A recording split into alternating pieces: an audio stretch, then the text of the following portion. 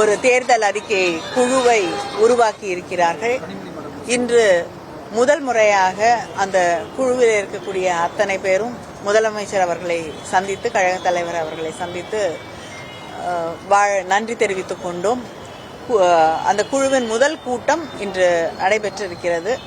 முதல் கூட்டத்திலே எந்தெந்த மாவட்டங்களுக்கு செல்ல இருக்கிறோம், யாரையெல்லாம் சந்திக்க வேண்டும் என்பதை பற்றி ஆலோசனை செய்யப்பட்டு முடிவெடுக்கப்பட்டிருக்கிறது. அந்த தேதிகள் விரைவிலே அறிவிக்கப்படும். இந்த தேர்தல் அறிக்கை என்பது நம்முடைய கழக தலைவர் முதலமைச்சர் அவர்களுடைய ஆலோசனைகளை பெற்று தமிழகத்தின் வளர்ச்சியை கருத்திலே கொண்டு உருவாக்கப்படும் என்பதை நான் இங்கே தெரிவித்துக் கொள்ள விரும்புகிறேன். கடந்த தேர்தல் அறிக்கையில காட்டிலும் இந்த முறை இண்டஸ்ட்ரியல் டிபார்ட்மெண்ட், குறிப்பாக சுரேஷ் சம்பந்தன் போன்றவர்கள் அதிகமா கொடுத்திருக்க. என்ன இளைஞர்களுக்கு வேலை வாய்ப்புகளுக்கு முக்கியத்துவம்?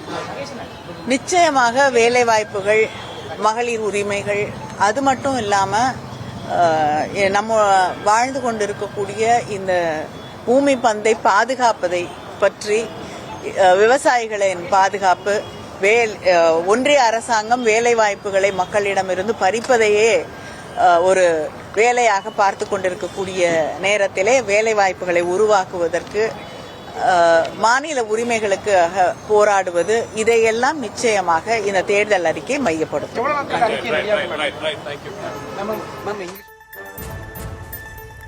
தமிழக நலனை கருத்தில் கொண்டு தேர்தல் அறிக்கை தயாரிக்கப்படும் என திமுகவினுடைய தேர்தல் அறிக்கை தயாரிப்பு குழுவின் தலைவரும் துணை பொதுச் செயலாளருமான கனிமொழி அவர்கள் செய்தியாளர்கள் சந்திப்பின் போது தெரிவித்த காட்சிகளை பார்த்து